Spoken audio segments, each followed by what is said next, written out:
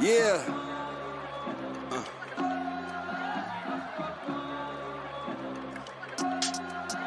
It's the mafia. Yeah. He's a monkey with cymbals in his hands instead of just catching the foot. And that's this. They're giving us like a 24-hour go feed. That's crazy. Yeah, it's a Bill City. Yeah, a Buffalo Bill City. Yeah. We got Josh Allen, got Steph. I know they mentioned something about an ultrasound to check the nerve endings and everything Hopefully else. He's not pregnant. That would be a disaster. I hear that's a 9-month timeline to recover from at the minimum, is what I've heard. Yeah, Ike McKenzie on a jet sweep. Maybe it's a fake. Honestly, it's a TD either way when you got Josh Allen making plays. Win a ball before we get a new stadium. Someone's making a new Twitter at some point. Maybe we should do that. Honestly, I'll just start a shared Google Doc, and that'll be our new Twitter. That'll be our new Twitter. Just people just adding shit in. Anonymous hedgehog is saying "fuck your mom." Like. This is our team forever. It is forever. Folks, Buffalo Bills game day. Jake Mike is bopping out over there. Good for him. He's in a good mood this morning. Hope you are too. Welcome into the Crowdus podcast, the Picasso's Pizza pregame show version of the Crowdus podcast. Picasso's. I didn't even know, Jake Micah. Our good friends at Picasso's are right around the corner for me right here in Hamburg, New York. I forgot they had that location there. I used to get calzones there in high school all the goddamn time. I might meander over What's your go-to calzone? Double pepperoni. A double calzone. Ooh, love a good double pep. It's same as my go-to Imperial Pizza order, double pepperoni. I think it's just the absolute only way to do it. But also I love a good barbecue chicken finger, buffalo chicken finger calzone too. I think those are just. I will stop. I'll stop. Here's the thing, man. No, here's the thing is what they don't know. Chicago, incredible food city. Like I've never really had a bad meal here yet, but there's no place in the world that knows how to do a chicken finger like Buffalo, New York, Western New York. And right now you just said that. And I thought to myself, the only thing I want during this game is a chicken finger sub just like sitting in front of me at 2:00. And it just won't be the same. It won't be the same. But if someone wants to ship me some Picasso's, if they could do it like those Amazon shipping in like 3 hours, that'd be cool. But otherwise, it does ship nationwide, and there's only one way to find out if they can get it there. If you go do it. Is if someone goes and does it. So someone get Jake Micah. Send me a DM. I'll give you my address. Give me the Picasso's order, and then we'll just see what happens. Maybe it shows up. Maybe it doesn't. Maybe I eat it in 3 days. But I'll take that. Just like a very generous fan delivering Picasso's to Jake Micah, we will be looking for Josh Allen to be delivering touchdowns all over the field today. Bengals defense. Thank you. Great segue. I know. This Bengals defense, it's a good unit. It's a solid unit. It's not an unbeatable unit is what it comes down to. And all I can think is, and it's the same conversation I had with Bridget back ahead of Monday Night Football in week 17, is that Eli Apple's back there at cornerback. And Eli Apple, for those of you who don't know who Eli Apple is, he's a very bad cornerback. Joe Marino called him the cockroach of the NFL because somehow no one knows how, but he just won't go away and die. So I'm looking for maybe I might have minced his words a little bit. Yeah, added that in a little bit. Hey, he didn't say that he won't die. That's not what he said. But he can't cover wide receivers very well is the fact of the matter. And I think we're going to see a big game from Gabe Davis, playoff Gabe. I don't know what his line is at right now. Last time I saw it was somewhere in like the 50s-ish. 56 and a half, I think. Something like that.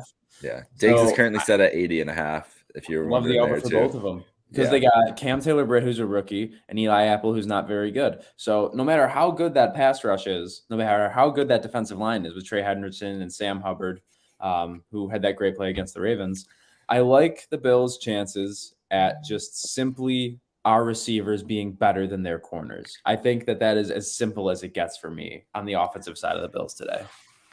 No, it's so funny to me because everybody like that game. It's like Bengals fans have taken to that first part of that game and been like, oh, we were working down the field right away, like cooking. And they moved down the field, scored, got, to like the 40-ish yard line, wherever they were on that second drive, obviously before the Damar Hamlin incident. And quick aside, Damar Hamlin's doing something today. The Bills have been very coy about it. Gabe Davis is the worst liar in the world, which I have known from interviews and everything else. And when Pat McAfee asked him, hey, the other day, hey, Pat's thing is Damar's going to come out on a four-wheeler with an American flag behind him. Don't know if that's going to happen. Maybe but that's what he was asking. And Gabe's like, oh, maybe something's happening, maybe not. So something's happening. It's going to be an incredible moment before the game. But mind you, the Bills were literally at the 6-yard line, and Cole Beasley drops a ball and on 3rd and 3, and they kick a field goal, which was, I was very angry in the moment at the decision. It's like, don't trade field goals for touchdowns, whatever. But the Bills offense moved also right down the field on the Bengals, missed one throw, and you call it 7-3, sure. But if they hit that throw and Cole can turn the corner and reach, it's a touchdown too. So I really think the Bills, like, everybody is so on like the jot, like everybody loves, like, this is how you know a lot of media people are just like fake as fuck when they come out with why you people as a fan should never take too much stock into any one person unless they seem like an actually reasonable person that provides like context and whatever else. But you have to see through the bullshit. And it's every time Josh Allen has a performance like he had last week, the vultures will come from everywhere because people don't like that he has been successful. And there's a lot of people who have had to shut up, not because they want to, but just because they don't feel like getting. And let's be clear, when you say a performance like he had last week, a performance where the offense with 300 yards and 3 touchdowns, points, 350 yards, 3 touchdowns and 2 interceptions. Yes. And a lot of drops. That could have. And one of the interceptions not being his fault, the fumble, and everybody loves he holds the whatever, dude. He literally turned around and got fucking smoked. Like, I'm sorry, like that can happen. We'll divvy the blame pie 50-50 on that one between the offensive line and him. It's not. I'm just saying, like, it's just every time the vultures come out, especially in these playoffs, and it's especially the media wants to come out during playoff weeks and make hard stances so that they can either be very right or whatever else. Like they just want to be very right too, Exactly. It's contract year for everybody right now. Yeah. And I just watching Josh Allen the last 3 years, when he has a game like last week, is the next game is like perfection. You don't want to be on the other perfection. It's literally, but that's what he's done. Like he will come out like what I'm expecting, what I've seen in the past is like 370, 3 touchdowns on like 24 of 30, like surgeon stuff that he does in these moments. Who made it, I think it was Jeremy. Somebody made the point. Maybe it was Nate Tice or Matt. Like, I don't know. I've listened to so much stuff the last couple of days. I waited till the end of the week because I couldn't do it. I couldn't do the whole week of buildup. And I don't know how you handled this. I kind of wanted to talk to you about like how you've handled today and everything. But so just listening to them talk about last year, Allen's game against the Falcons, the 3 turnovers, really messy game, really ugly game. And then the next 3 games of that season were the 3 of the best one of the best runs in NFL history for a quarterback were the next 3 games he had. And now we're looking at it 3 games. If he goes on a 3-game run like that, they're winning the Super Bowl. Like that's what we're talking about. Go to the Super Bowl. That maps out to the Super Bowl. Yeah. So like this guy answers when he gets doubted loudly like this. He always has. It doesn't mean that he's not going to have a performance like he had last week again. He's going to have them again in his career a lot.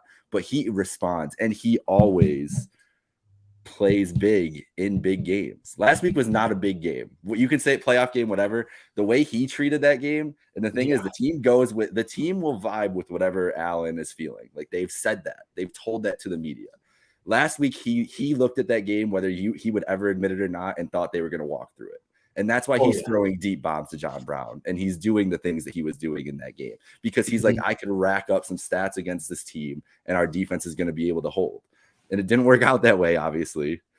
But like, I just don't think that mindset, I think their mindset is going to be a 180 from what it was last week.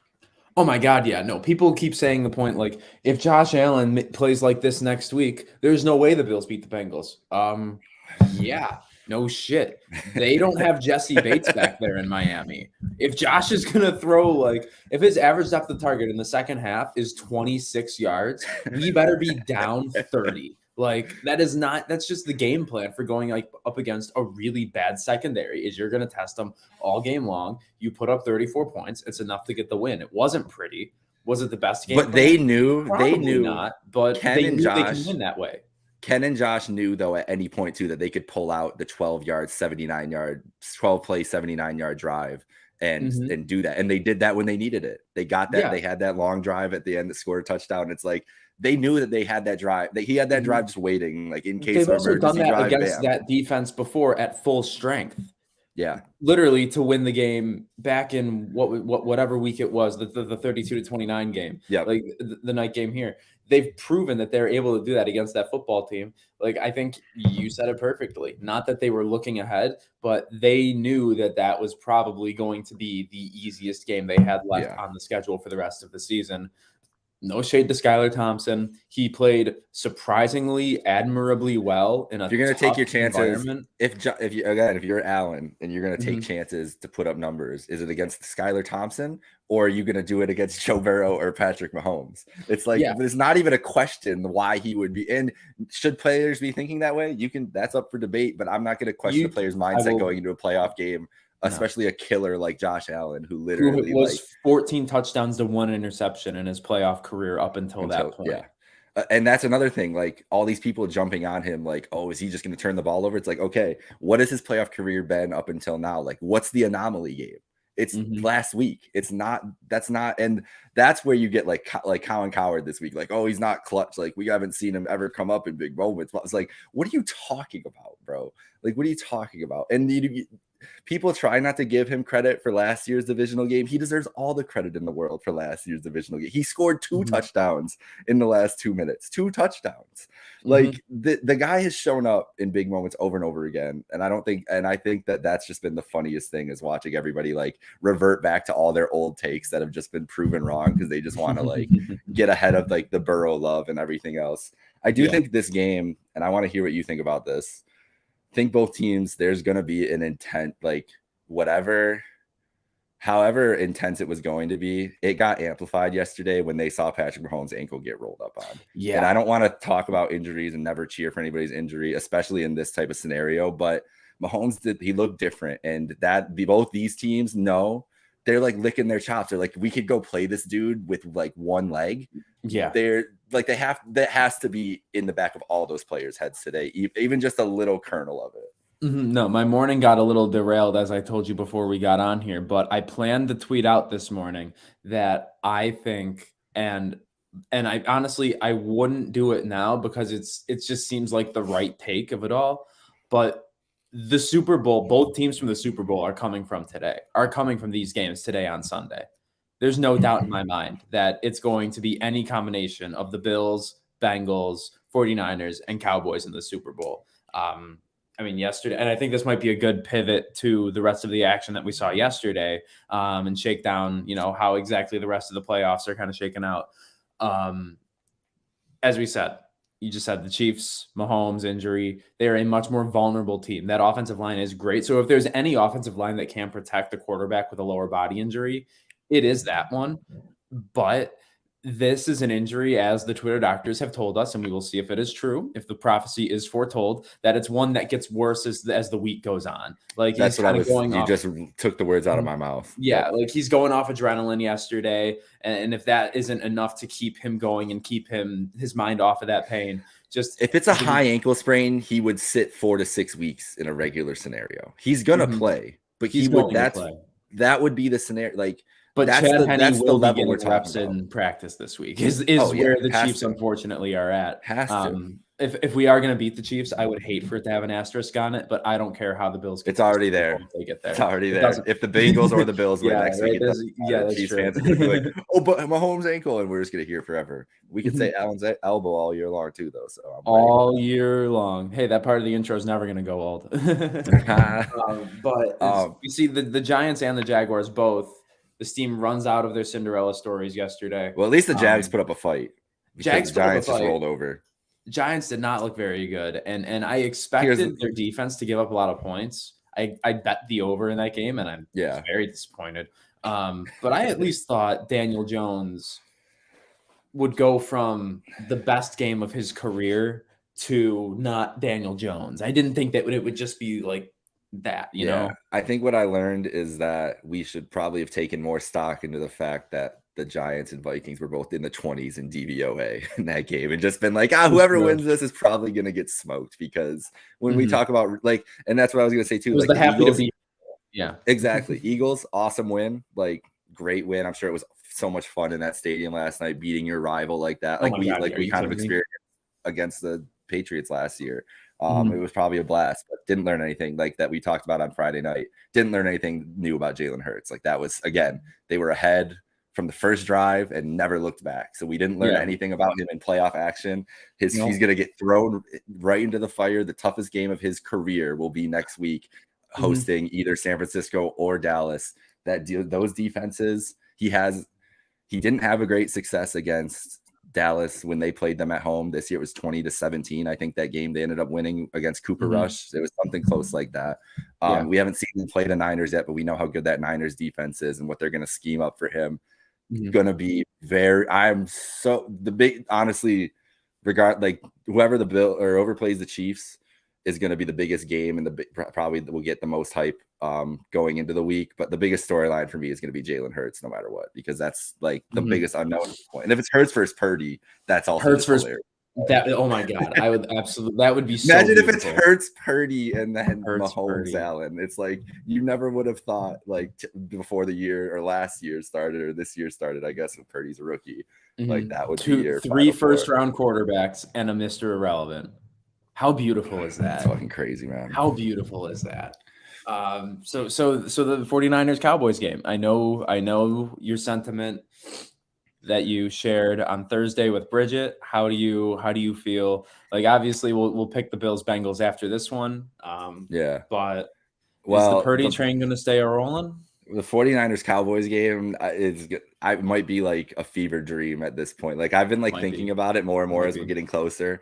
And I told my girlfriend earlier, I was like, listen, like, cause we're going to have dinner later. I was like, I'm either going to be like the happiest you've ever seen me or the like most depressed you've ever seen me. And there's literally no in between. And that's going to coincide right with this game.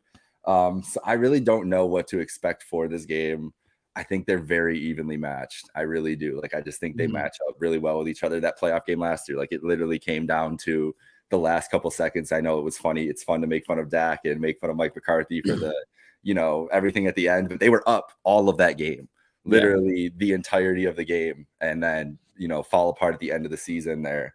I don't know. I just think, like I said, Friday, if anybody is going to make Brock Purdy's life hell in this playoffs, it's going to be Michael Parsons. Yeah. And I just feel like that's what and that doesn't mean the Niners can't win. I just think it's going to be an ugly, gross game. And that's why the Cowboys will be able to hang around. I think Dak's going to have a hell of a day too, trying to go. I think he's going to get hit a lot and just have some trouble there too. But I think I'm leaning Cowboys. I think I'm switching from the Niners to the Cowboys. Same score though, like 19-17. 20-17, 20-19, like something like first team to 20 will win this game, I think. Yeah, no, I'm feeling a slop fest over there. I'm feeling the under, feeling a lot of field goals. I think if there was a game to bet one field goal in each quarter, that's my favorite bet of all time. That's a great one. Yeah. Well, I don't know, because Brett Meyer might not. That's why I'm scared to pick the Cowboys, because the dude might not be able to hit field goals or extra points all game. And who knows? Like, do they go for 2 if they score? Okay, so the thing is, for his career, including last week, he is 90% on extra points. So it's what just happened? It's just the yips. It's just but what if he still has them? He got the yips, but you can bet on him to miss an extra point at plus 250. That implies there's a 30% chance he misses an extra point. But for his career, he's only missed 10%. So if you think because he had the yips last game, that I just wonder what they're gonna do. Like, are they gonna go for? Are they gonna score and go up 6-0 and go for 2 because they're like, we don't want Meyer to even we don't want to start off on the wrong foot. Let's go up 8-0 instead of giving him a chance. Like, they might. I would do that, to be honest. But I'm not an NFL coach. I'm sure. Did you see the video of CeeDee Lamb and Maher on the sidelines? No, I didn't. CeeDee Lamb was like patting him in the back, like, man, we got you, man. You bailed us out like a ton this season. Well, CeeDee's a great teammate. He's a great guy. Yeah, that's so I'm not thing. surprised there. Yeah. Yeah, exactly. So that's honestly the thing about that team is like the Cowboys, like everybody wants to hate the Cowboys and it's natural, but like they are like the guys on the actual Cowboys right now. Parsons is obviously Parsons is like he's touching some weird spots in the world, but so who knows how he goes. But most of them like just like the nicest. Like Dak is like one of the nicest human beings on planet Earth. Hate him on the football field, but good Lord, is he a good human being? Like he would help you move if you asked him to. 100%. That's probably Zeke, his flaw. That might be his fatal flaw. Zeke, that great guy. Yeah. Great guy. And Trayvon Diggs, like him and Stephon, you can tell they're cut from the same cloth. They are both goofy and irreverent and probably some of the nicest guys that you'd ever want to be around. So like, the Cowboys, I hate that the players are likable because that logo never will be. It's hard. It's hard for me. It helps because I'm a big Micah Parsons guy, so it does help. Yeah, like, no, I'm a Penn State family, so it's easy for us to And if we're playing the Penn State odds, Saquon got blown. Well, I guess beat Miles Sanders, all Penn Stater, but Saquon and Parsons are the people I was really thinking of here. I just think I don't know. I think the Purdy train's got to run out at some point.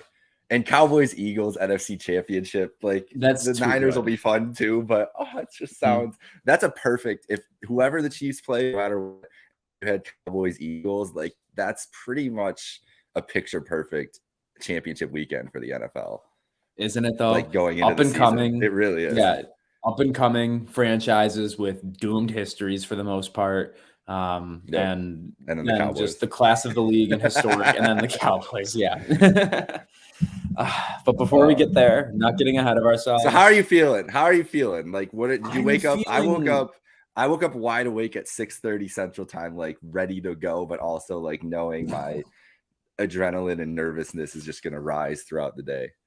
I'm feeling like mostly pretty okay. Like the Bills' newfound run defense gives me vibes. Like when you are looking forward to the other team running the ball because you have Greg Rousseau on the outside who is going to make probably like a third of his tackles for loss when there's a running back coming out of the backfield. Like, oh my God, like I've never been excited to watch the other team run the football before.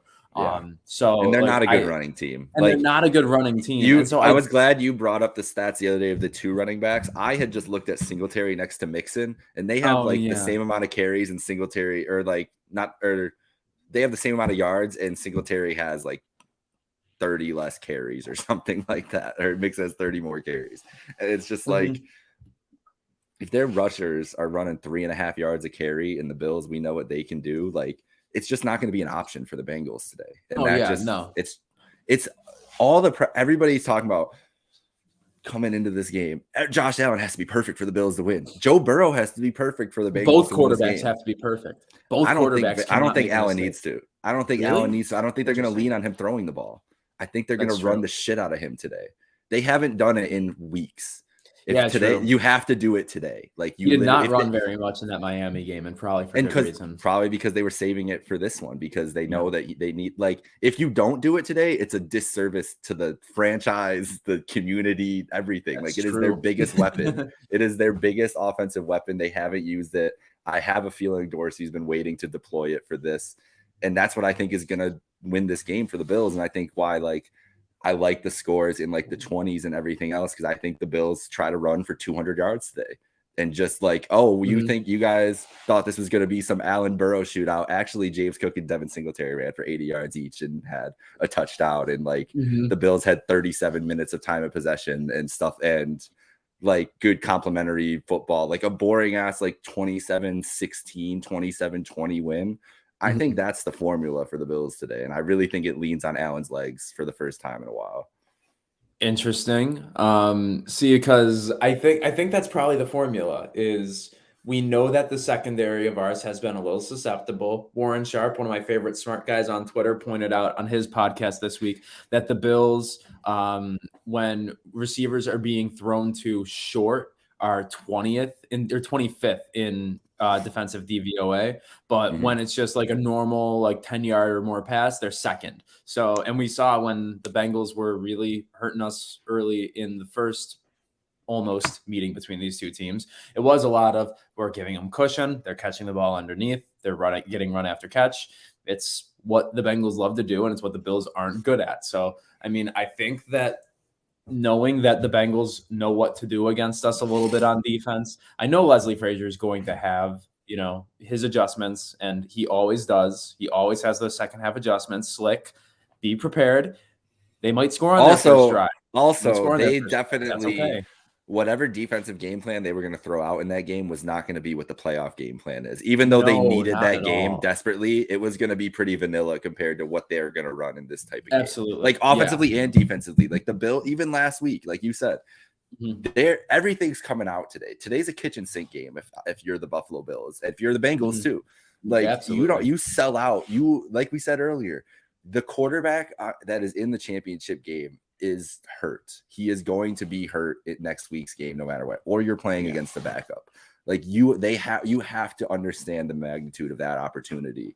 It's just like last year, same thing where they could have hosted. You knew going into the Sunday it was increased because you knew, holy shit, we could host the AFC Championship game because the Tennessee Titans lost. Like that's the kind of level it feels like where the stakes in a game where you didn't feel like the stakes could get higher. That's why the playoffs are so incredible, because all the little things that happen. And now that we're at a point where you have to look at that matchup and be like, we have an advantage next week, no matter what, because their guy is hindered and our guy is not as hindered at the moment, at least. Yeah. So long way to say, I think that, I think your point about the ground game, a little churn and burn, I think that's what we're in for today. I think the Bengals, they know that they can't really beat us deep too much. So it's going to be a lot of underneath stuff for them. Low scoring game, kind of like you're saying, even though, both teams being in the 20s isn't that low scoring, but maybe relative to what people are realistically expecting here. I think what the over under, I think, was around like 49-ish, 48, 49 and a half, somewhere in there. I think that's where we're sitting. Yeah. It's a perfect number. I'm not touching the total at all. But I do think that the Bengals offensive line issues, I think that Josh is just more versatile and a little better, honestly. And our run game is more well-rounded overall. I think our offense is going to be able to keep the ball out of Burrow's hands long-term.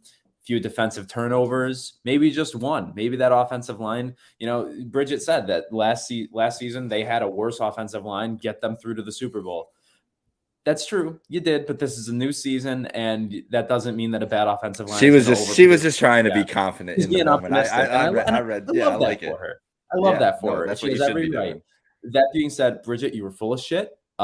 Bills win this one. I don't know what to do with the spread. I'm not betting the spread. I'm not betting this game whatsoever.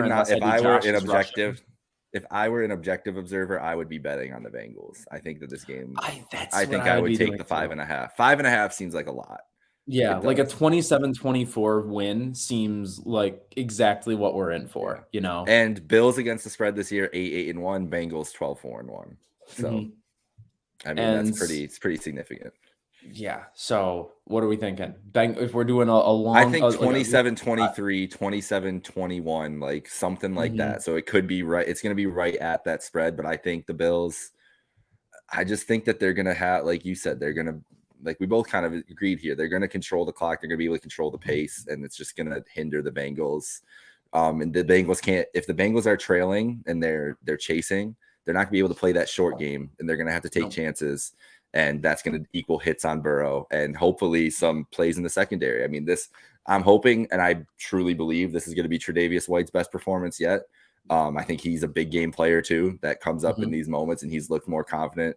Elam is, I think, going to get more snaps than Jackson, because you got to, this is what you've been waiting all year for him for. Like, let him sink or swim. Whatever. He's going to make a play. He might miss a play, but he's going to make a play. And I think you put a first round pick into this guy because you think that he can be in these spots for you in the future. Yeah. And it doesn't mean he has to play 100% of the snaps. I'd go like 75-25 with him and Dane, though, like something significant like that. Sorry, the cats started yelling out there. The cats. My cats have been. I'm luckily they're like they've been behaving while we've been recording here. But since I got home this morning, they've just been attacking each other like left and right. Like I just hear screaming and then like rolling around. I'm like, what is happening? What are you guys doing? On that note, it seems like we have our own cats to take care of. The Bills have theirs to take care of this morning as well. Damn, I'm good. We're following around with the team. So you're going around a 27-21. 27-21 Bills cover. Yep. Love to hear that. I'm going, God damn it, I hate picking scores. I'm going to say 28-24. No field goals for the Bills today. But the Bengals do keep it unfortunately interesting. Maybe a Taron Johnson game-sealing interception in the last minute of the game. Because why the hell not? That'd be pretty cool. Oh, it's gonna come down to the last. Someone will have the ball in the last 5 minutes with a chance to go ahead too. And I don't know whether I want that to be us or not. I think I'd feel more confident. I think if it was with Josh Allen, than watch it against the other way. And it's not anything against the defense. It's just purely like stress levels. It's just like the best two players on this football field today will be Josh Allen and Joe Burrow. And I would, if I want to ride with one going into the last 2 minutes of the game, it's going to be Josh Allen having the football. Yep. It is going to be electric. This is one of those, I wish I was at the stadium today, even in town, but also like seeing it through the TV is going to be just like, it's like you can be transplanted into there because it's going to be so electric, just seeing everybody and everything. And I think that's the biggest thing today. If this game, like I said Friday too, if it was in Cincinnati, I might not be as confident, but I know that this crowd is going to be nuts. And I will say there were some Bengals fans in the Tops and the Tim Hortons I went to this morning, so they are descending upon. They said some Bengals fan tweeted like 10% he thinks it'll be in the stadium. Bengals fans, I think that's fair. I think they probably bought up enough tickets for 10. Absolutely, but they're not gonna be loud though. Those Bills fans will be much louder. Especially if DeMar Hamlin comes out on a ATV like Pat McAfee's been asking. Vroom, vroom. Yeah. Just imagine that nothing, like it's not the normal like run out. We don't see any of the players in the locker room, nothing. And all of a sudden you just hear vroom, vroom, and then it's just DeMar. American. You see the headlights. She hits a ramp, like goes up, does a jump. Love that. Yeah. People going crazy. Well, let us know what you think of this game. Is it going to be a close one? Is it going to be a blowout? Are you worried about what Ken Dorsey might dial up here? Let us know at Crowd Assist Pod, at Wake Jotkins, at the Jake Micah. For myself, my good friend Jake, Picasso's Pizza, Outlet Liquor, fans of Buffalo, and everyone here at Train Wreck Sports. Thank you for tuning in. As we go here, Mahomes did suffer a high ankle sprain, but it vowed I'll be good to go next week. High ankle sprain, 4 to 6 weeks generally. That is the opportunity in front of you. If the Bills win today, they will play a hobbled Patrick Mahomes on a neutral site in the AFC Championship game. You couldn't ask for a better scenario if you're a Buffalo Bills team. No pressure, guys. No pressure, guys. That being said, I'm on the show in the best way that anybody in Bills Mafia knows how. Go Bills.